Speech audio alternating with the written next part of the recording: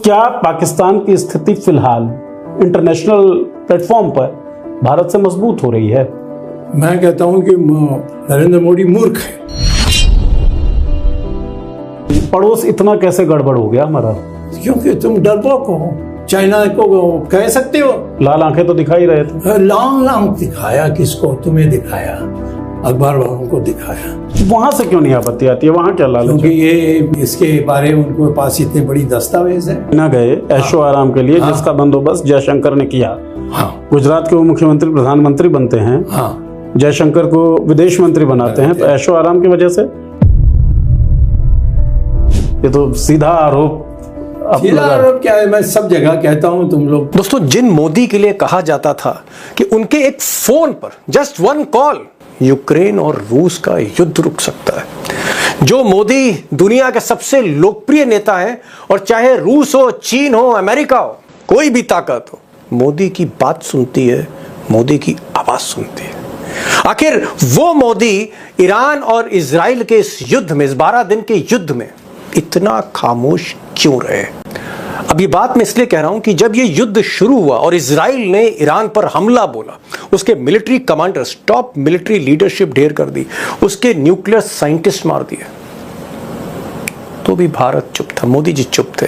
और जब युद्ध विराम हुआ अमेरिका और रूस के इशारे पर, उस वक्त भी मोदी जी ने एक लफ्ज नहीं कहा, तब भी मोदी जी खामोश रहे। अब सवाल यह है कि ये जो रहस्यमय खामोशी मोदी जी की, प्रधानमंत्री की, सरकार की, हमारे मुल्क की, इसके पीछे वजह क्या है? क्या कोई प्रेशर है हमारे मुल्क पर, दुनिया के सबसे बड़े लोकतंत्र पर, जहां सबसे बड़ी आबादी रहती है? शर्मनाक इसलिए कि भारत की ओर से राजनाथ सिंह और डोभाल वगैरह वहां पर थे, और वहां पर जॉइंट कम्युनिकेशन तो इशू नहीं हो पाया, क्योंकि बड़े बड़े शब्दों में भारत में स्टोरी सुनाई गई कि राजनाथ सिंह ने अपने पेन यूज नहीं किया, पेन रख दिया और जॉइंट डिक्लेरेशन के ऊपर साइन करने से मना कर दिया, क्योंकि उसके अंदर पहलगाम का जिक्र नहीं था, जबकि जाफर एक्सप्रेस और बलूचिस्तान के जिक्र थे। जब आपत्ति उठाई गई तो उन्होंने कहा कि यही कम्युनिकेशन रहेगा, चेंज नहीं किया जाएगा, तो राजनाथ सिंह ने कहा कि हम साइन नहीं करेंगे। अब साइन नहीं करेंगे तो जॉइंट कम्युनिकेशन इशू नहीं हुआ। फिर राजनाथ सिंह का उससे पहले एक स्टेटमेंट आता है कि one country who spreading the terror all over, he should be condemned by the SCO summit. लेकिन राजनाथ सिंह वो हिम्मत नहीं जुटा पाए कूटनीति के अंदर कि उस कंट्री का नाम ले सकें। है ना, है कमाल की बात। राजनाथ सिंह हिम्मत नहीं जुटा पाए कि उस कंट्री का नाम ले सकें, लेकिन बाकी सारे कंट्री से एक्सपेक्ट करने लगे कि वो उस कंट्री का नाम लेके क्या कहते हैं, उसकी मजम्मत करें, उसको कंडेम करें, जिसका नाम पाकिस्तान है।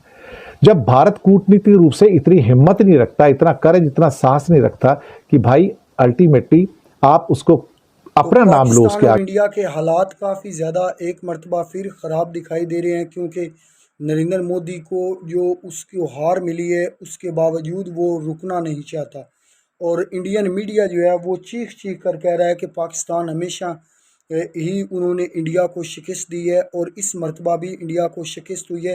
लेकिन आगे भी अगर मोदी सोचेगा तो पाकिस्तान उसके मुँह पर ही मारेगा।